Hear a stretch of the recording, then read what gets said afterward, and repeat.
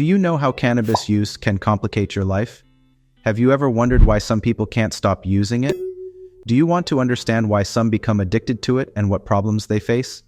If you are looking for answers to these questions, then you should watch this video. In today's video, we're going to thoroughly explore a topic that's not often discussed enough: cannabis use disorder, or CUD. Firstly, we will look into what is this? How many types are there? What are the symptoms? What causes it? How can it be prevented? How is it diagnosed? What are the treatment options? And finally, the conclusion.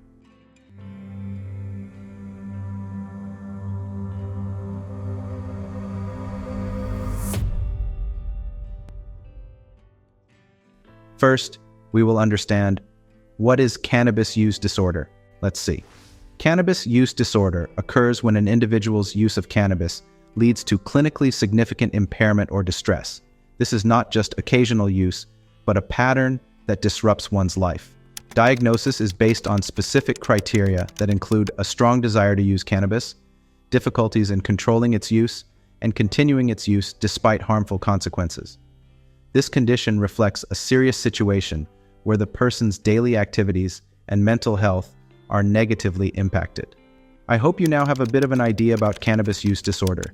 Let's move on to the next point, where we will learn about its types. Let's look at its types and understand them one by one. Cannabis use disorder is typically classified based on the severity of the condition. 3 types of cannabis use disorder, categorized based on their severity. First, mild cannabis use disorder.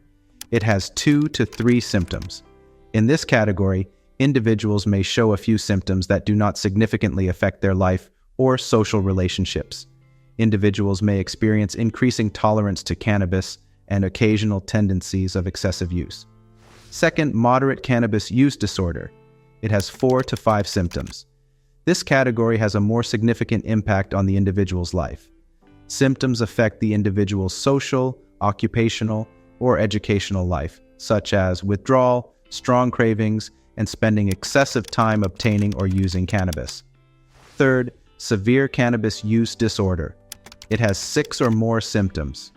In this severe stage, the use of cannabis significantly impairs the individual's daily capabilities, including failing major responsibilities at work, school, or home, as well as possible legal issues and increasing social or interpersonal problems. Friends, these were some of the common types of cannabis use disorder. Now let's move to the next point, where we will learn about its symptoms. Cannabis use disorder has many symptoms, but in this video, we have covered some common ones. Here are a few common symptoms of cannabis use disorder, such as cravings, persistent cravings, or strong urges to use cannabis. Next, loss of control. Repeated unsuccessful attempts to quit or control cannabis use. Next, tolerance.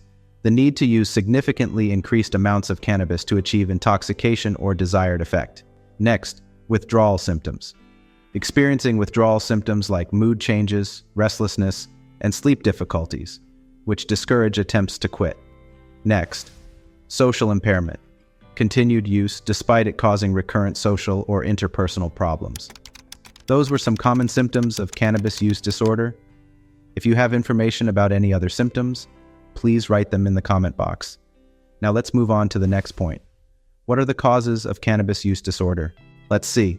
The development of cannabis use disorder can be influenced by various factors, such as genetic predisposition.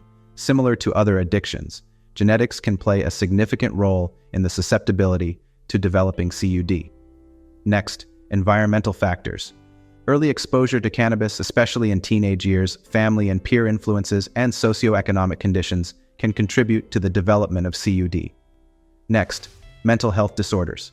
Individuals with mental health issues such as anxiety, depression, and stress are more prone to developing CUD, as they might use cannabis as a coping mechanism. These were some common causes. Now, let's move on to the important points, where we will learn how it is treated. Cannabis use disorder can be treated in several ways. Let's see. This is how cannabis use disorder treated, such as cognitive behavioral therapy, CBT, helps individuals modify their thoughts and behaviors related to cannabis use and develop skills to handle various life stressors. Next, motivational enhancement therapy, MET, aims to build motivation and develop a plan for change. Next, support groups. Programs like Marijuana Anonymous provide a community support network, which can be crucial in the recovery process. Next, medications. While there are currently no medications approved specifically for the treatment of CUD, research is ongoing, and sometimes medications are used to manage withdrawal symptoms or co-occurring disorders. Friends, these were the methods to treat cannabis use disorder. If you feel any point was missing in this video, please do let us know in the comments section. Finally, let's look at the conclusion. Understanding cannabis use disorder is crucial for recognizing its impact on individuals and society. With proper treatment and support, recovery is possible, highlighting the importance of seeking help early. If you or someone you know might be struggling with cannabis use, consider reaching out to a healthcare provider. Thanks for watching. If this video was informative, please like, share, and subscribe for more content.